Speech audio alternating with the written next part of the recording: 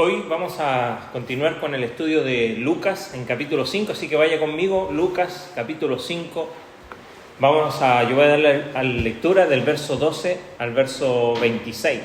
Así que Lucas 5 del 12 al 26. Voy a leer en la NBI, esta mañana dice así: En otra ocasión, cuando Jesús estaba en un pueblo, se presentó un hombre cubierto de lepra. Al ver a Jesús, cayó rostro en tierra y le suplicó: Señor, si quieres, puedes limpiarme. Jesús extendió la mano y tocó al hombre. Sí quiero, le dijo, queda limpio. Y al instante se le quitó la lepra. No se lo digas a nadie, le ordenó Jesús. Solo ve, preséntate al sacerdote y lleva por tu purificación lo que ordenó Moisés para que sirva de testimonio. Verso 15. Sin embargo, la fama de Jesús se extendía cada vez más, de modo que acudían a él multitudes para oírlo y para que los sanara de sus enfermedades. Él, por su parte, solía retirarse a lugares solitarios para orar. Verso 17. Un día, mientras enseñaba, estaban sentados allí algunos fariseos y maestros de la ley que habían venido de todas las aldeas de Galilea y Judea, y también de Jerusalén. Y el poder del Señor estaba con él para sanar a los enfermos. Entonces llegaron unos hombres que llevaban en una camilla a un paralítico. Procuraban entrar para ponerlo delante de Jesús, pero no pudieron a causa de la multitud. Así que subieron a la azotea y, separando las tejas, lo bajaron en la camilla hasta ponerlo en medio de la gente, frente a Jesús. Al ver la fe de ellos, Jesús dijo: Amigo, tus pecados quedan perdonados. Los fariseos y los maestros de la ley comenzaron a pensar: ¿quién es este que dice blasfemias? ¿Quién puede perdonar pecados sino solo Dios? Pero Jesús supo lo que estaban pensando y les dijo: ¿por qué razonan así? Verso 23. ¿Qué es más fácil decir: tus pecados quedan perdonados, o levántate y anda? Pues para que sepan que el Hijo del Hombre tiene autoridad en la tierra para perdonar pecados, se dirigió entonces al paralítico: a ti te digo, levántate, toma tu camilla y vete a tu casa. Al instante se levantó a la vista de todos, tomó la camilla en que había estado acostado y se fue a su casa alabando a Dios. Todos quedaron asombrados y ellos también alababan a Dios. Estaban llenos de temor y decían: hoy hemos visto maravillas. Vamos a orar un momento. Señor, queremos que tu Espíritu Santo pueda usar esta porción de tu palabra, del Evangelio de Lucas, que nos relata estos eventos que sin duda hay más allá de la mera información de los acontecimientos, sino que aquí tú también nos quieres mostrar a Cristo en su magnitud, y ayúdanos a tener un corazón que pueda entender, estar atento a lo que tú nos quieres enseñar. Te lo rogamos en esta mañana en el nombre de Jesús. Amén. La semana pasada vimos que Jesucristo trata con Simón Pedro, ¿se acuerdan? Allí Pedro, después de esta gran hazaña del Señor, por decirlo, este milagro del Señor, él confiesa que es pecador, ¿se acuerdan? Ay de mí, Señor, cayó de rodillas ante el Señor y dice: apártate de mí, Señor, porque soy hombre pecador. Y esto es interesante porque a pesar de eso, o con todo eso, Jesús se acerca a Simón y le ordena después que lo siga. Y desde lo que vimos anteriormente y lo que vamos a ver ahora en estos dos milagros, y lo que va a seguir con el llamamiento de Mateo y otras cosas más en el capítulo 6 también, vamos a ver esta paradoja. Es interesante, la palabra paradoja aparece en el griego, aparece una vez en la Biblia, y es aquí cuando terminamos de leer nuestra lectura. Dice: hoy hemos visto maravillas. La palabra que sale traducida ahí como maravillas es literalmente en griego se dice paradoja. De ahí viene nuestra palabra paradoja, y una paradoja es una aparente contradicción. Eso es lo que es una paradoja, ¿no? Cuando hay dos cosas que aparentemente, ¿no?, en nuestra lógica, en nuestra naturaleza, no deberían estar juntas. Es como el agua con el aceite, ¿no? Esto no se debe mezclar. Sin embargo, en las leyes de Dios sobrenaturales, esto es posible. ¿Y cuál es esa paradoja? Y lo vimos con Pedro y lo vamos a ver ahora. Es esta relación de Jesús con los pecadores. Porque es interesante, lo vamos a seguir viendo. Viene un leproso, ¿no?, para que sea sanado de su enfermedad, alguien que está contaminado de alguna manera, y ya lo vamos a ver en detalle cuando vamos versículo a versículo, pero hay una relación específica allí. No le dice al leproso nada acerca del perdón de sus pecados, pero le dice allí: ve, preséntate al sacerdote. Ya vamos a ver lo que decía la ley de Moisés, porque dice ahí conforme según lo mandó Moisés, y vamos a ver ahí la relación de esta enfermedad con el perdón de pecados también, ¿no?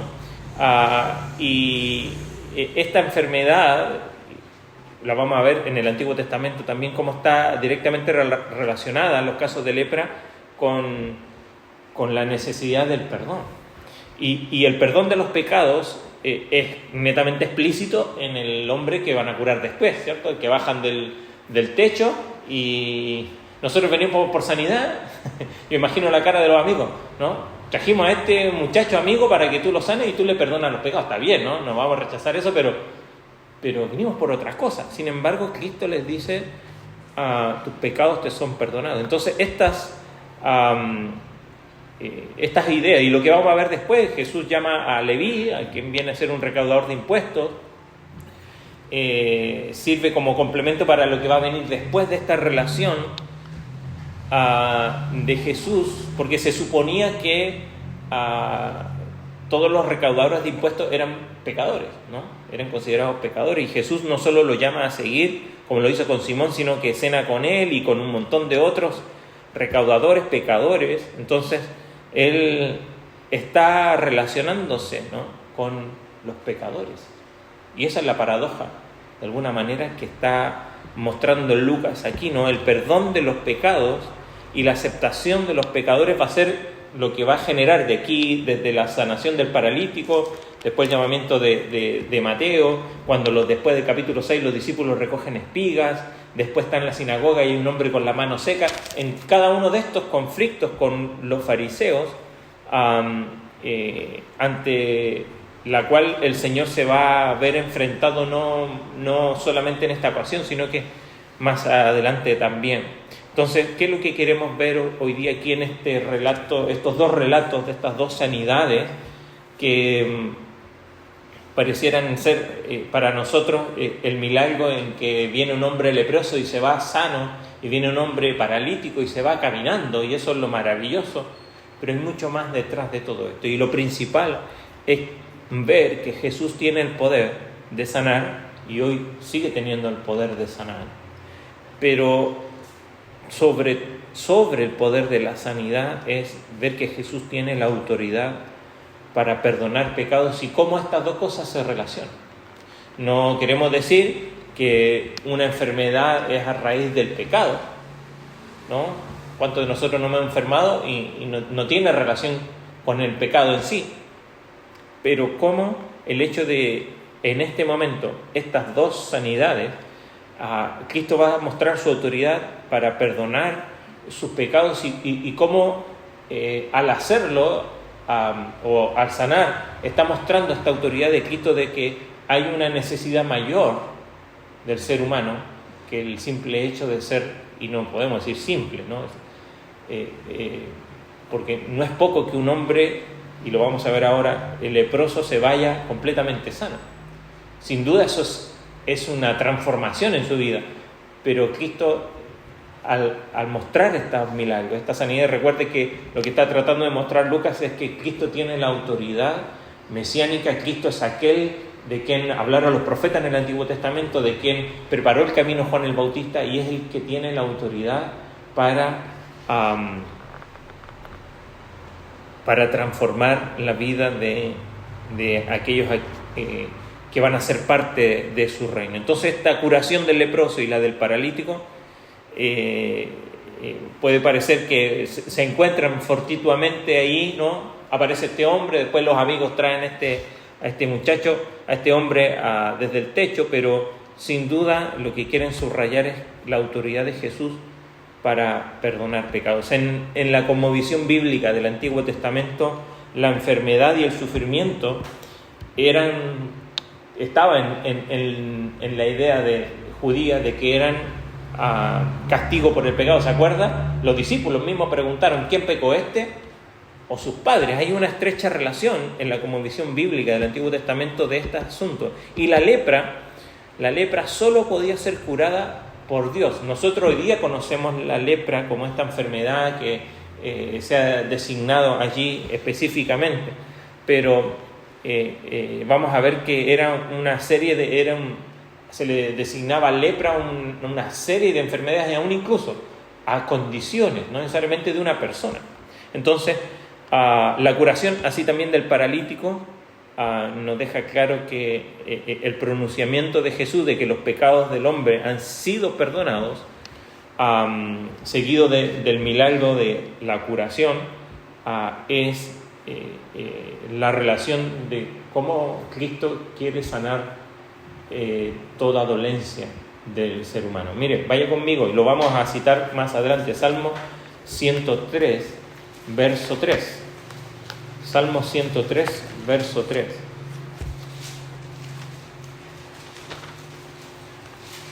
Un salmo de David que dice: bendice alma mía a Jehová, bendiga todo mi ser su santo nombre, bendice alma mía a Jehová y no olvide ninguno de tus beneficios. Él es quien perdona todas tus iniquidades y el que sana, ¿qué dice? Aquí vemos esa estrecha relación, ¿no?, de la enfermedad con el perdón de pecados, y probablemente esto está ahí en la mente de cada uno de estos que están presenciando estas sanidades, y es precisamente la ocasión en la cual usa Cristo para mostrar que Él tiene autoridad para perdonar pecados, y cómo eso nos ayuda a nosotros en el día de hoy a ver que el Señor sigue teniendo esa autoridad, porque sigue siendo la necesidad que tenemos tú y yo, ¿no?, diariamente, de ser limpios. Ahora vamos a ir viendo verso a verso, porque aquí en el verso 12 nos dice Lucas que estando allí en esta ciudad se presentó un hombre lleno de lepra. Y como dijimos, este término es una enfermedad de la piel, ¿no? Hoy nosotros conocemos la enfermedad de Hansen, llamada así por el noruego que identificó el microorganismo que causaba la lepra, pero no era esa enfermedad la que está hablando aquí, ¿no? El trasfondo bíblico para entender esta condición, si usted lo quiere anotar, es Levítico 13 y Levítico 14. Ahí están el trasfondo de esta enfermedad, y el mismo término hebreo para lepra también se aplicaba a cosas que afectaban a la ropa, por ejemplo. Quizás podríamos decir nosotros hoy día cuando la ropa se llena de hongos o se está como y ya no sirve más la ropa, o como lo que tenemos acá atrásito, cuando una casa, por ejemplo, ahí en Levítico capítulo 14, verso 34, la última parte del capítulo 14 de Levítico, dice, bueno, si en una casa hay condiciones donde hay alguna infección, y se ocupaba el mismo término, lepra, ¿no?, que se traduce en el griego después como lepra, literalmente. Entonces, cubría varios tipos de dolencias de la piel. Los comentarios de los judíos, la Mishnah, identificaron hasta 72 tipos de enfermedades de la piel que podrían ser catalogadas dentro de esta lepra, ¿no? Entonces, no es la lepra que nosotros conocemos hoy día, que va perdiendo partes de los miembros, o sea, afectando la piel. En el Antiguo Testamento y en el Nuevo también era una gran variedad de enfermedades, ¿no?, de afecciones tópicas de la piel, y aún incluso cosas que se podrían designar para un lugar, incluso la ropa, según lo que dice Levítico 13, capítulo 13 y capítulo 14. Entonces, para comprender la magnitud del milagro, debemos comprender la gravedad de esta enfermedad de la piel en el judaísmo, ¿no? Porque la víctima de esta enfermedad, de cualquiera de estas variedades de enfermedades de la piel, tenía que ser separada de la comunidad, ¿no? Según lo que dice Levítico 13, mire, vaya conmigo un momento, marque ahí Lucas, yo le voy a leer Levítico, capítulo 13, verso 45. Dice allí, y el leproso en quien hubiere llaga llevará vestidos rasgados y su cabeza descubierta, y embozado pregonará: inmundo, inmundo. Todo el tiempo que la llaga estuviera en él será inmundo, estará impuro y habitará solo. Fuera del campamento será su morada. Cuando en un vestido hubiere plaga de lepra, ya sea vestido de lana o de lino, y en urdiembre, y en trama de lino, en lana, en cuero, en cualquier otra obra de cuero, y la plaga fuere verdosa o rojiza, en vestido, en cuero, en urdiembre, todo, dice, ha de mostrarse al sacerdote. Verso 50, dice allí, el sacerdote mirará la plaga y encerrará la cosa plagada por 7 días. Así termina incluso en los últimos versículos, hablando acerca de este asunto. Entonces vemos que debían ser apartados, debían ser sacados fuera del campamento. Miren, Números capítulo 5, un poquito más adelante, Números capítulo 5, los primeros versículos, dice: Jehová habló a Moisés diciendo: manda a los hijos de Israel que echen del campamento a todo leproso y a todos los que padecen flujo de semen y todos contaminados con muerto, así a hombres como mujeres echaréis. Fuera del campamento los echaréis, para que no contaminen el campamento de aquellos entre los cuales yo habito. Y lo hicieron así los hijos de Israel, y lo echaron fuera del campamento como Jehová dijo a Moisés. Así lo hicieron los hijos de Israel. Así que vemos, ¿no?, en el contexto judío, que el decreto de Dios era que la víctima de esta enfermedad quedaba separada, quedaba aislada, quedaba solo, fuera, no tenía comunidad, no podía adorar a Dios en el templo, no, estaba completamente aislado, no podía ver a sus familiares, tenía que gritar en la calle si iba a pasar por algún lugar, tenía que gritar: inmundo, inmundo. Obviamente, lo que la lepra podía impartir era impureza a las personas. Entonces el leproso era como si fuera casi un cadáver ambulante, ¿no? Porque decían, se va a contaminar de la misma manera que si alguien toca algo muerto. ¿Se acuerdan? Que en la disposición de la ley también decía que si alguien toca algo muerto está contaminado ritualmente, tiene que limpiarse hasta la tarde, la noche, lavarse, no podía adorar, no hacer ninguna de las cosas que era necesario para su religión. Entonces el leproso era casi como un cadáver ambulante, y su curación, ¿no?, así como si era un muerto andante, su curación estaba casi como catalogada como una resurrección, ¿no? O sea, es como traer a la vida a alguien que está muerto. Entonces, aislar a la víctima no tenía como objetivo, como en nuestro caso cuando tuvimos la pandemia, ¿no?, que no se propagara la enfermedad, sino que el propósito de aislarlo era que el miedo, ¿no?, ese miedo a contraer la impureza, ¿no?, quizás no la enfermedad, pero sí la impureza que provocaba haber tocado, estar con alguien impuro, es la razón por la que el leproso, fíjese cómo se dirige el leproso al final del verso 12. Señor, si quieres, él podría haber dicho: puedes sanarme, pero ¿qué dice? Puedes limpiarme. Porque él le podía sanar, sabía, no se acerca a Cristo si no tiene la fe y la convicción de que Jesús puede sanarlo. Ahora, vemos en el Antiguo Testamento que los pasajes que tratan sobre la lepra implican que es Dios quien causa esta enfermedad. Muchas veces, y la mayoría de las veces, como castigo por el pecado, y que solo Él puede limpiarla. ¿Se acuerda a María, la hermana de Moisés y Aarón, cuando murmuran delante de Jehová? ¿Qué pasa con ella? Dice que se llena de lepra, ahí en Números capítulo 12. Moisés intercede, Moisés no la sana, Moisés intercede y Aarón, y entonces Dios sana a su hermana. En Deuteronomio 24, 28 también vemos, ¿se acuerda?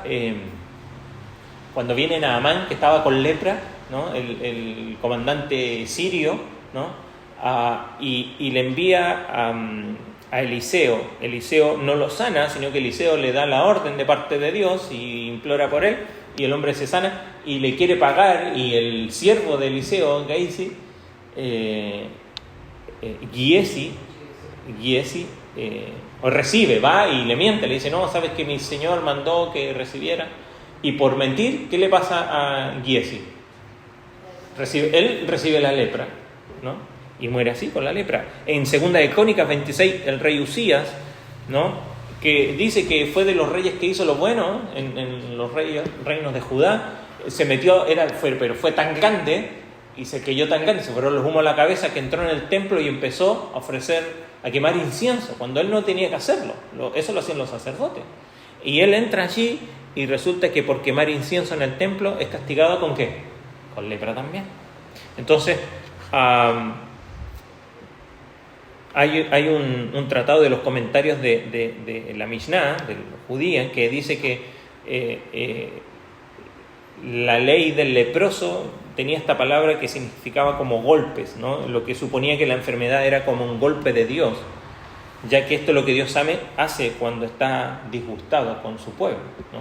Y cuando castiga a su pueblo lo hace con esta enfermedad. Entonces, ya lo vimos, el rey Usías cuando hace alarde de la ley y el Señor lo hirió y quedó leproso hasta el día de su muerte. Cuando el rey de Siria le pide al rey de Israel que sane a Naamán, el rey de Israel dice esto: ¿acaso soy Dios?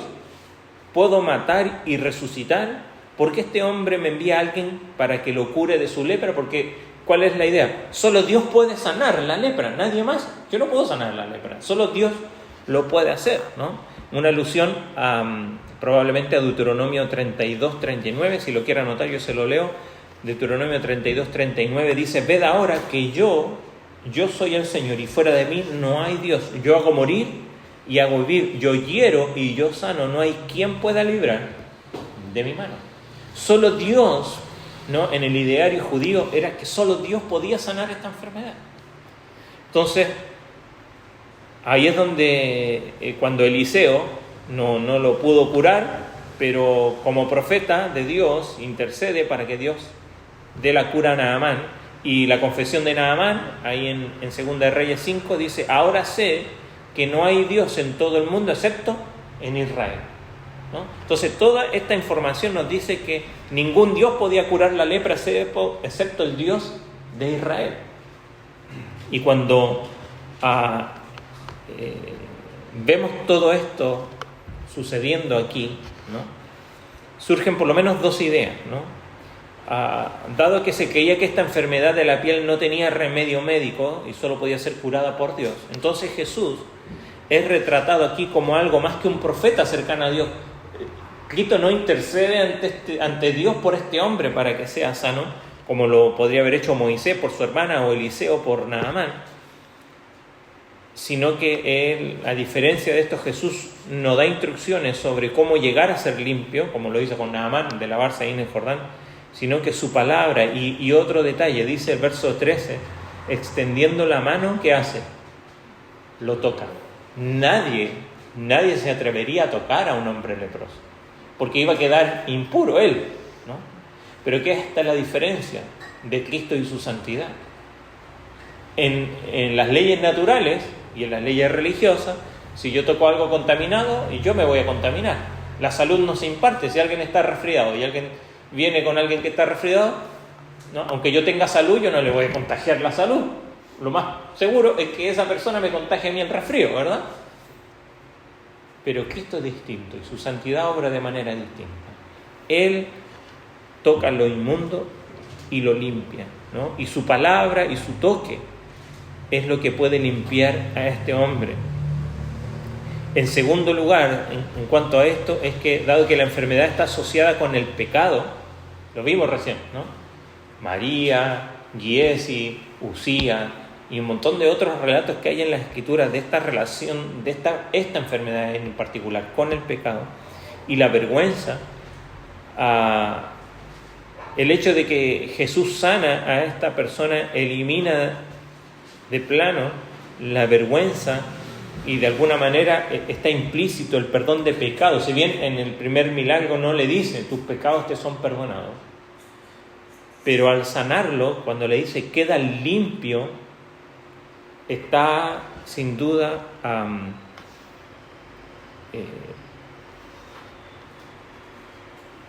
relacionando que Él tiene el poder para poder restaurar a esta persona a la comunión, ¿no? Debido a su contaminación, este leproso no es llevado como los otros amigos, él aparece solo, rompe esa barrera que separaba el contacto con las demás personas para rogar a Jesús que lo limpie, ¿no? Y dice, si tú lo deseas, ¿no? Y se dirige a él como Señor. Pedro había dicho anteriormente, Señor. Es la segunda persona, por lo menos acá en este Evangelio, que se dirige a Jesús como Señor y le atribuye a Jesús el poder y la gracia para hacer lo que Él quiera hacer, que en este caso es limpiarlo, pero en relación con su enfermedad, con el pecado también implícito, el hecho de ser perdonado. Si va al Levítico, yo voy a leer algunos pasajes ahí en Levítico, capítulo 14, dice, cuando Jesucristo le dice aquí que tiene que presentarse al sacerdote para que sea testimonio, lo que tenía que hacer, ahí hay instrucciones, tenía que ofrecer sacrificio. Dice,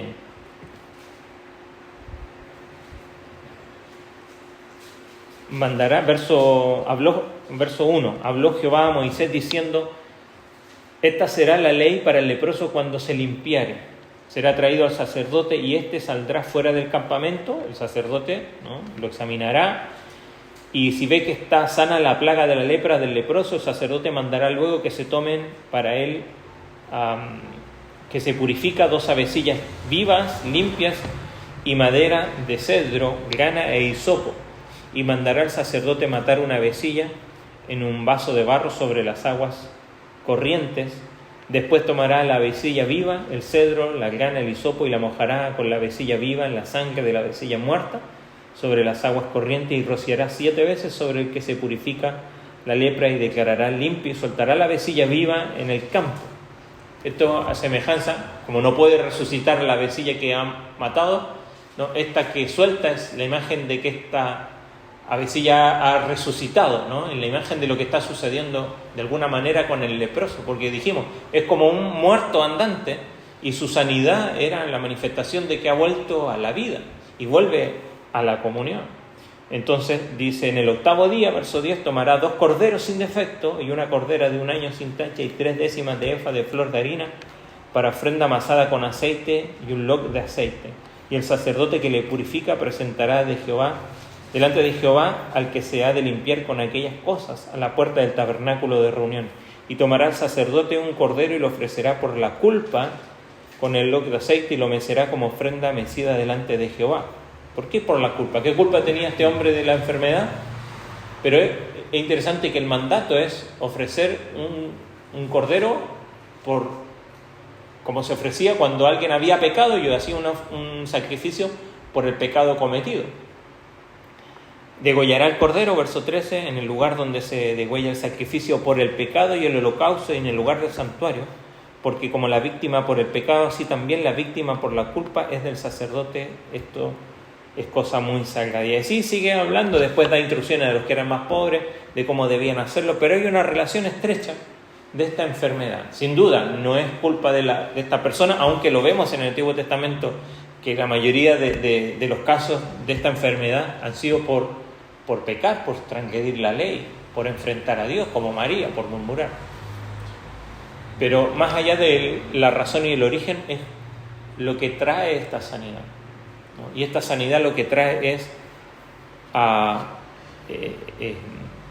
restitución, no solamente la limpieza, sino que restitución a la comunión, restitución a la comunidad en la cual él debía de estar, restitución a la adoración en la cual él no podía hacer, no podía acercarse al templo y ofrecer sacrificio por alabanza y adoración a Dios, no lo podía hacer. Entonces esta sanidad lo que hace es transformar la vida de esta persona para que ahora vuelva a la vida, entre comillas, y pueda hacer aquello que por su enfermedad lo mantenía aún muerto, ¿no?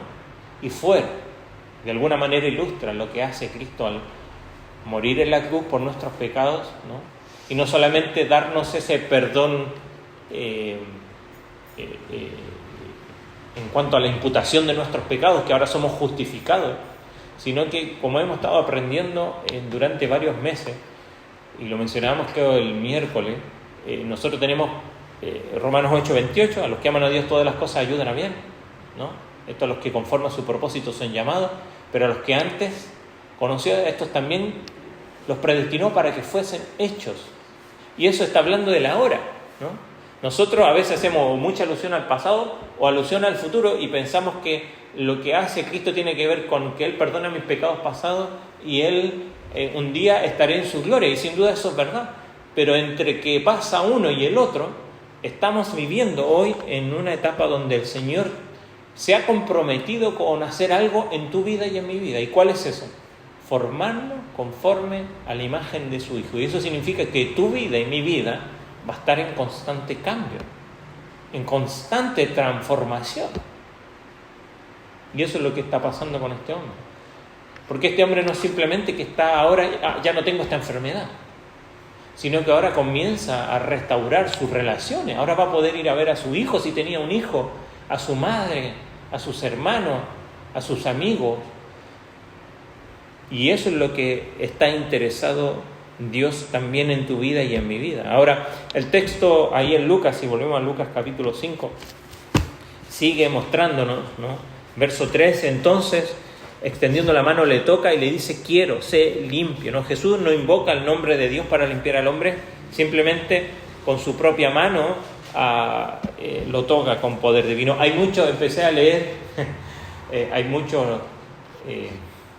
Usted conoce los Nelgal Spiritual, ¿no? Estas canciones que hacían los esclavos en los campos de algodón y que cantaban y imploraban a Dios y alababan a Dios aún siendo esclavos, aún siendo muchas veces torturados allí. Y una de las canciones que más se conoce de estos, o muchas tenían esta idea de tócame Dios, porque en ese tiempo, que no hace mucho tiempo, muchas de estas personas ni siquiera querían tocar a estos negros esclavos porque ellos pensaban que se podían contaminar. Y decía allí que los pasajes en los que se basaban para cantar era precisamente este pasaje, ¿no? Y a veces quizás nosotros no tenemos esta actitud, pero a veces pensamos que hay personas que quizás serían intocables, pero es precisamente Jesús que nos enseña que es a eso a los cuales Él quiere venir y hacer por medio de ellos su obra y mostrar su gloria. Jesús toca al que era intocable y limpia hasta la peor impureza. Nunca debemos de nosotros tener un concepto más alto de nosotros mismos que el que debemos de tener. Cuando a veces pensamos y miramos a otros como que si fueran personas intocables, por los cuales quizás me puedo contaminar, no olvidemos que nosotros no éramos mejor, ¿no? Y este leproso ilustra también el estado de nuestra condición sin Cristo, y como solamente el toque de Cristo es lo que necesitamos y es lo que puede cambiar nuestra vida. Entonces, Él lo toca, le manda, ¿no? Como ya vimos ahí en Levítico 13 y 14, ¿no? Debido a las regulaciones de Levítico, le manda a que vaya al sacerdote, pues solo ellos podían declarar si el hombre había sido limpio de la lepra o no, ¿no? Y los procedimientos ahí en el templo, sin duda iban a ser llevados adelante por el sacerdote, y ahí iba a ser, por eso dice, para que sea testimonio a ellos, ¿no? ¿Pero testimonio de qué?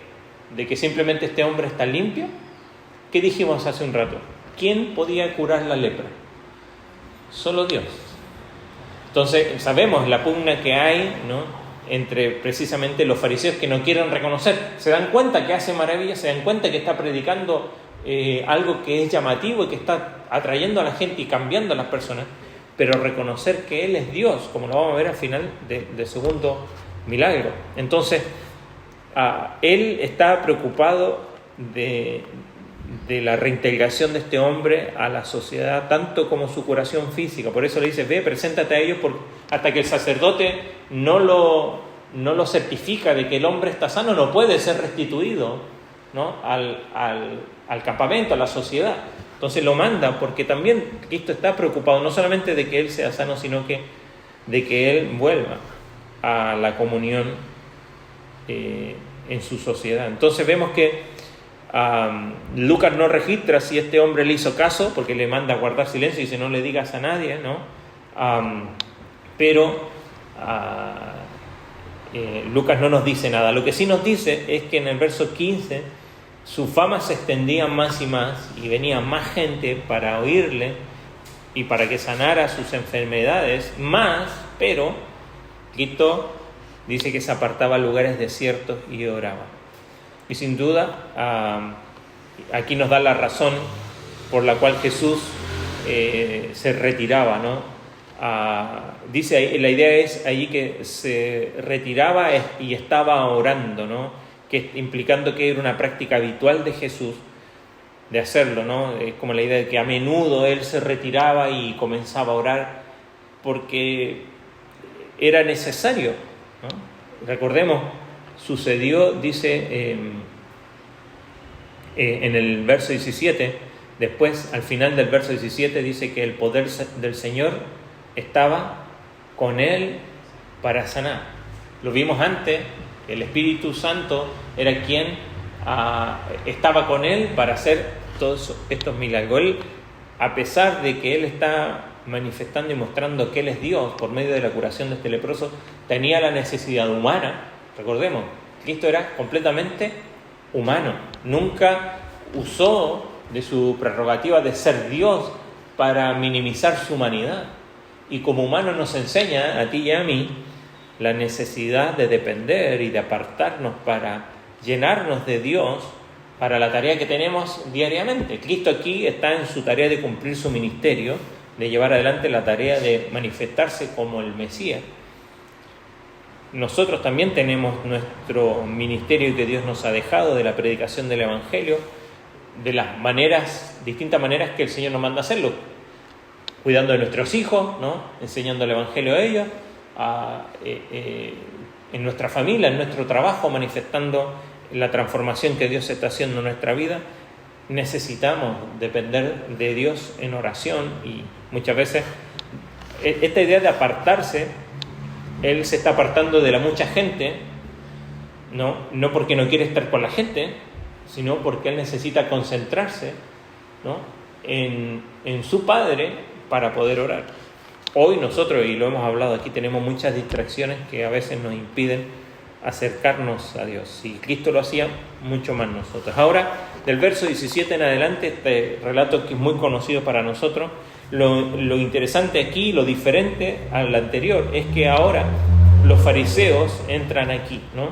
Porque dice que estaban los fariseos y los doctores de la ley, los cuales habían venido de muchos lugares, ¿no?, incluso de Jerusalén, para escuchar y ver qué estaba pasando con Jesús. Entonces, estos eran sacerdotes, no eran sacerdotes, eran laicos, pero que se esforzaban por el cumplimiento de la ley. Muchos con buena intención lo que intentaban era, recuerde, Israel estaba siendo helenizado, estaba siendo influido mucho por la cultura griega, ¿no?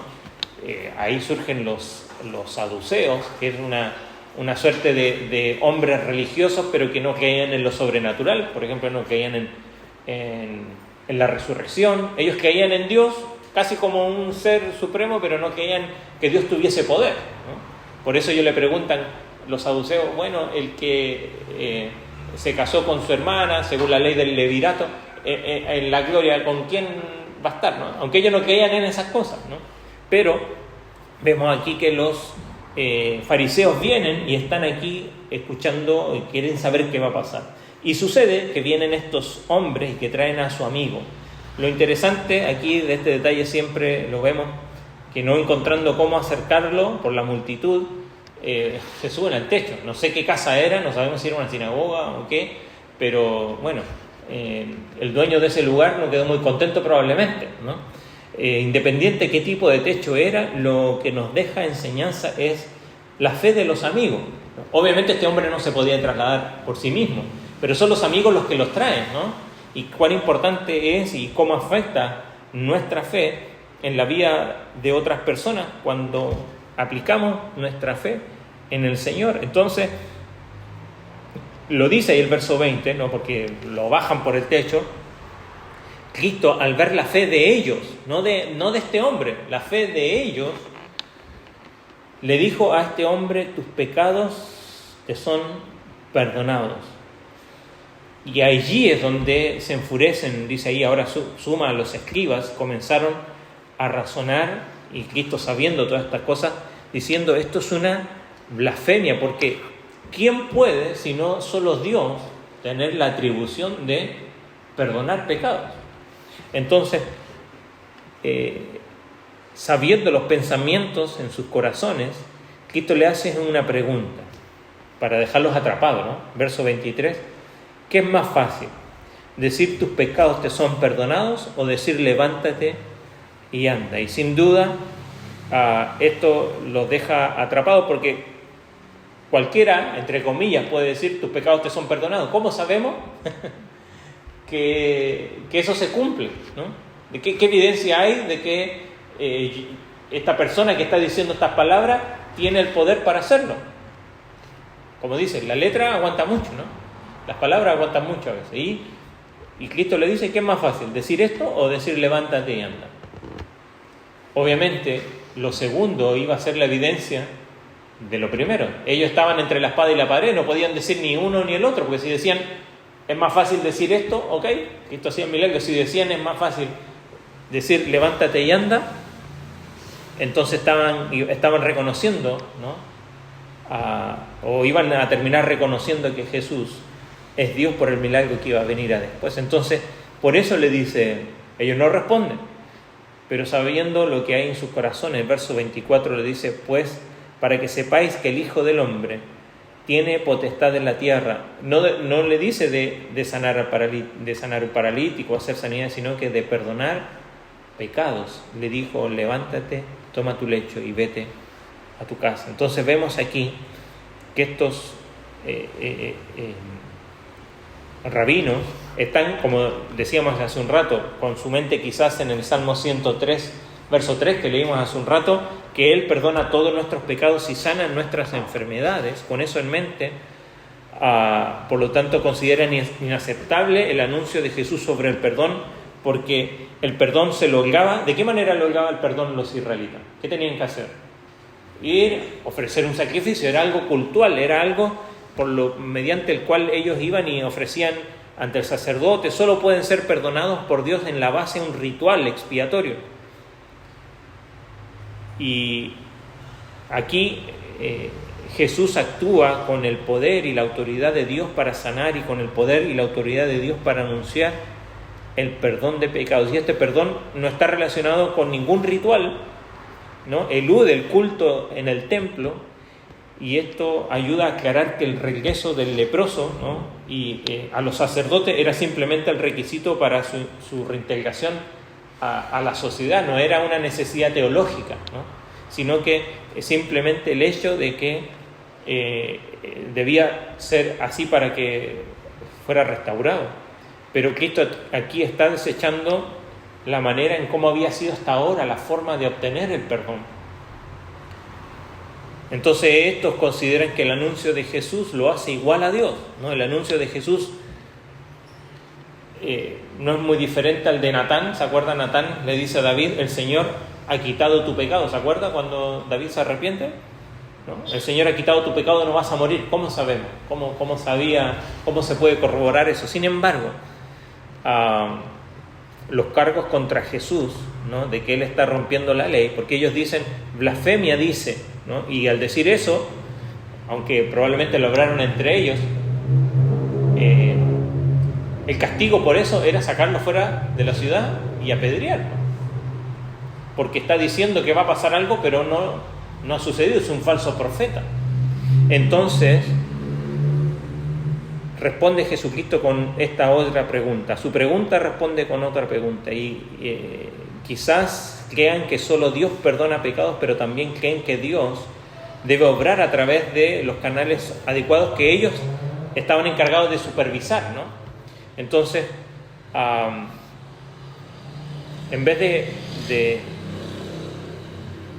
lograr su cometido, ¿no? De declararlo como un falso profeta, que no cumple lo que va a pasar, en el verso 24 Jesús afirma que tiene la autoridad para actuar en el nombre de Dios, para pronunciar el perdón porque Dios ya lo había hecho.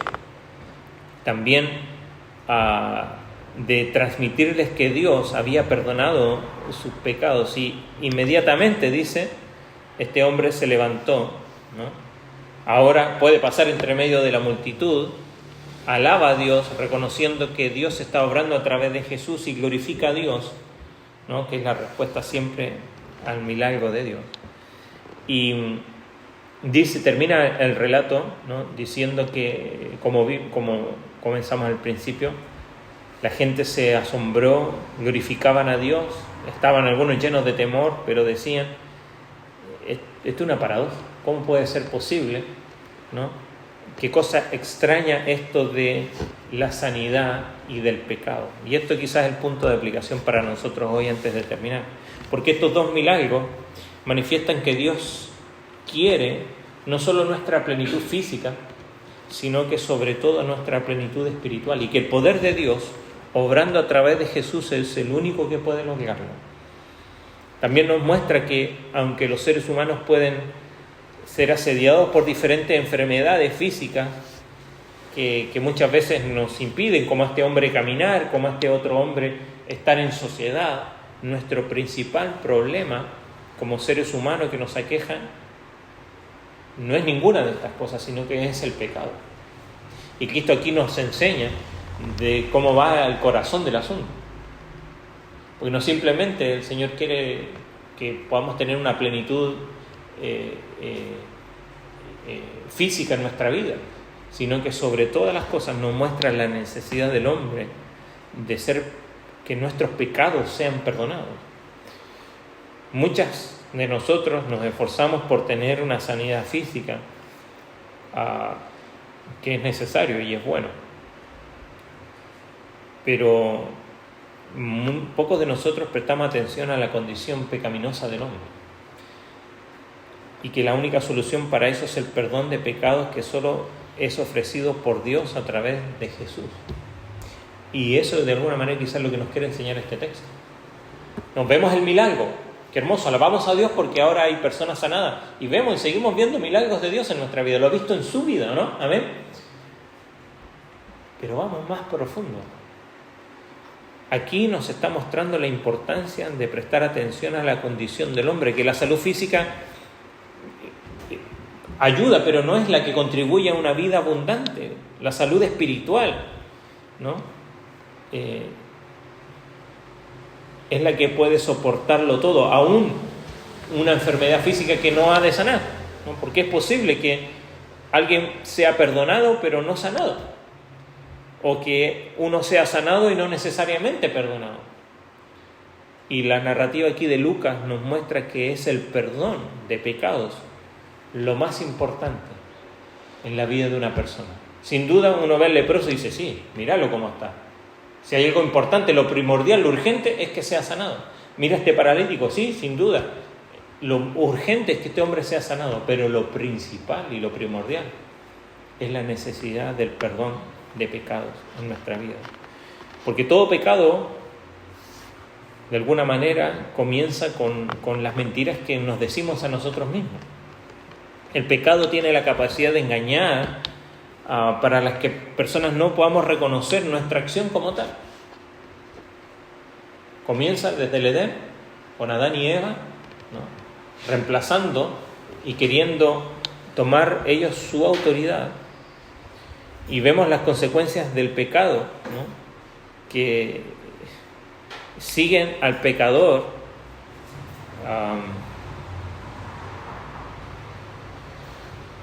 porque, ¿se acuerda? Dice la Escritura que vuestro pecado os alcanzará, ¿no? Por eso Cristo lo que viene a hacer es romper con todo eso. El perdón de Jesús ofrece no solo, o que Él ofrece no solo nos hace libre sino que nos permite afrontar la verdad sobre nosotros mismos. Mire, el pecado logra engañarnos de tal manera que nos mentimos a nosotros mismos respecto a nuestros actos, ¿no? Porque cuando pecamos, ¿qué intentamos hacer? Y cubrirlo. Nos vamos inmediatamente a la confesión, esperamos, ojalá respondiéramos siempre así. Pero el perdón que Jesús ofrece nos permite afrontar la verdad sobre nosotros mismos. Decía un escritor, amamos a aquellos que conocen lo peor de nosotros y no nos apartan la cara. Y eso es lo que hace Cristo. Porque ¿quién sabe más acerca de nosotros, ¿no?, de lo que cualquier humano pueda conocer? Sin embargo, no se aleja. Usted ve un leproso y se alejaría. Él se acerca y nos toca. Pero no solamente nos sana, sino que expía nuestros pecados. Y de alguna manera esto nos quiere enseñar, ¿no? El poder divino que vence a la enfermedad humana, como con el leproso. Jesús hace lo que un sacerdote en el templo no podía hacer. El sacerdote solo podía examinar a las personas para ver si tenían enfermedad, pero Jesús hace lo que ni siquiera la ley podía hacer, que es perdonar pecados sobre la base de la gracia. Las consecuencias del pecado pasado han sido borradas solamente con una palabra: tus pecados te son perdonados. Y es lo mismo que Cristo te sigue diciendo hoy: tus pecados te son perdonados. Y en la lucha diaria, donde a veces nos seguimos sintiendo impuros como el leproso, donde nos seguimos sintiendo paralizados como este hombre, porque cuando pensamos en nosotros mismos frente a nuestros pecados, sin duda nos vamos a sentir así, pero no debemos olvidar que Cristo nos dice: tus pecados te han sido perdonados. Y eso es lo que se escucha desde la cruz. Allí, no en el templo, sino que afuera, ocurrió el sacrificio supremo por el perdón de pecados que tú y yo hoy tenemos. ¿Para qué? Para, tal como este hombre leproso, hoy poder ser restituido. ¿Se acuerdan que dice Corintios, Pablo? Este es el mensaje: somos embajadores diciendo ¿qué cosa? Reconciliados. ¿Por qué es necesario reconciliar nuestra vida con Dios? Pero con ello reconciliar todas aquellas cosas que nos siguen atando y que siguen provocando en nuestra vida ansiedad, depresión, desánimo, parálisis espiritual, impureza. Dios quiere seguir tratando con nosotros, porque no solamente está interesado en justificarnos y declararnos, decir, ok, ustedes ya están limpios, sino que Él quiere seguir, en base a eso, seguir transformando nuestras vidas. No olvidar que somos una comunidad que está siendo constantemente, debería serlo constantemente, transformada. ¿Y cómo lo somos? Sino cuando nos enfrentamos a lo que Cristo ha hecho por nosotros. Pero no mintiéndonos, como lo hace el pecado. El pecado nos miente y nos dice esconde. Cristo nos dice: este eres tú, eres un impuro, tú eres alguien que necesita ser perdonado. Y estos relatos nos manifiestan esto, que Jesús no se aleja de los pecadores como tú y yo, sino que se acerca para darnos el perdón que necesitamos, pero también la restauración que nuestra vida necesita para poder vivir en comunidad, pero también para poder vivir en comunión con nuestro Dios. ¿Qué es lo que quizás estamos luchando y nos sentimos como leprosos? ¿O qué es lo que estamos luchando y nos sentimos como este paralítico? Recordemos que es Cristo lo que necesitamos, ¿no? Volver a centrarnos en el perdón que hemos recibido, pero en los efectos de ese perdón. Ya hemos sido limpiados, ya hemos sido santificados, ya hemos sido justificados, ya hemos sido glorificados. Simplemente aguardamos ese momento. Amén. Amén. Vamos a ponernos en pie y vamos a orar.